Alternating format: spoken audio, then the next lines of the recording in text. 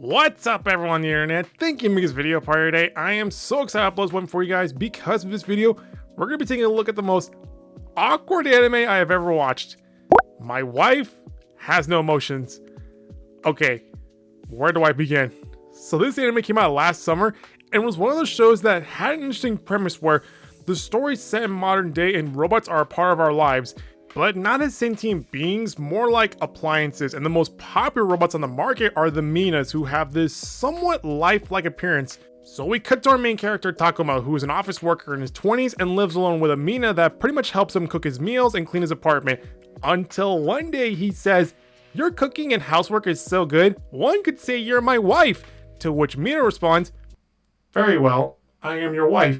And then the anime takes off from there, as we see Takuma literally fall in love with a talking toaster. Now I get it, I'm single, sadly, and there are times where I wish I had someone to connect with, and oftentimes I do feel a little lonely to where I kind of wonder, what is wrong with me? Why can't I get a single conversation from a human being? I mean, I've been on dating apps for so many years, and I never had one single relationship. What can I do better? What is wrong with me? Wait a minute. Why are we talking about me? Oh yeah, I may be alone, but I'm not that desperate enough to fall in love with a machine. Anyway, going back to the series, from beginning to end, we watched Takuma pretty much mold Mina into being his wife. Now I say mold because how else would you put it when you manipulate something into doing something that you want?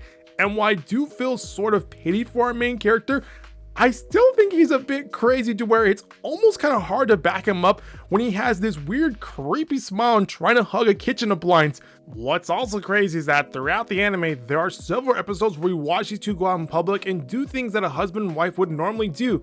Again, this wouldn't be bad if Mina was a human, but when you see a 24-year-old man take a robot on a date, this would raise a lot of suspicion, but most of the human characters they encounter are pretty much unfazed by them.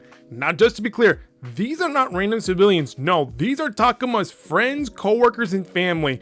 And let me tell you, their response to this whole situation is pretty shocking because if someone saw me dating a toaster, I'd get checked by a psychiatrist. But apparently, most of Takuma's friends and family are completely fine with all this.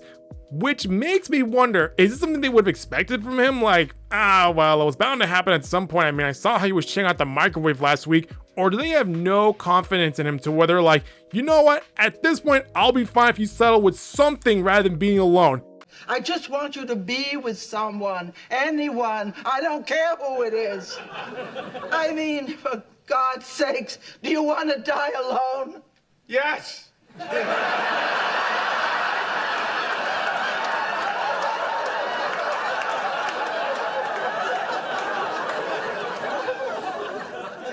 Oh, him.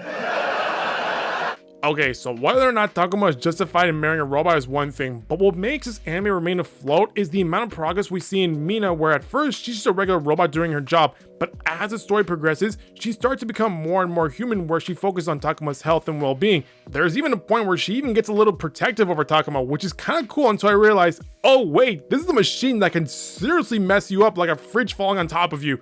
So even though I didn't enjoy Takuma's character arc, I really enjoyed Mina's character development as we see his machine become more and more human with every episode in the season.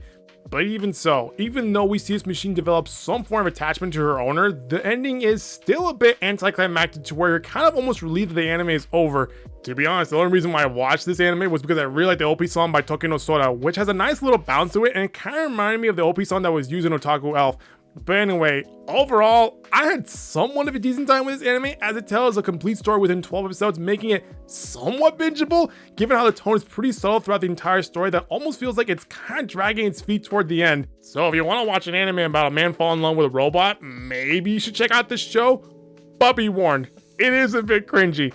Well, that's gonna do it for this video, guys. That was my overall review for My Wife Has No Emotions. If you like what you saw, hit the subscribe button so you can always update from this channel. I'll see you next time with a brand new video. Bye-bye.